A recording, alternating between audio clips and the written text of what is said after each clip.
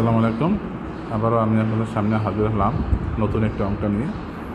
এখন আমি অঙ্ক করব সপ্তম শ্রেণীর অনুসরণী 7.1-এর 6 নম্বর অঙ্ক।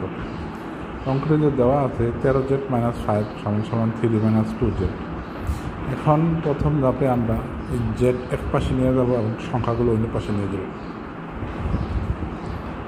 তাহলে 13z এটা ছিল মাইনাস, এই পাশে হয়ে যাবে 2z। এদিকে আছে 3, 5 এর পাশে হয়ে গেল +5। তাহলে এদিকে হবে 15z আর এদিকে হবে 8। যেহেতু 15 এবং z গুণাকারে আছে, তাহলে এদিকে গেলে হয়ে যাবে ভাগাকারে। এটাকে যদি আমরা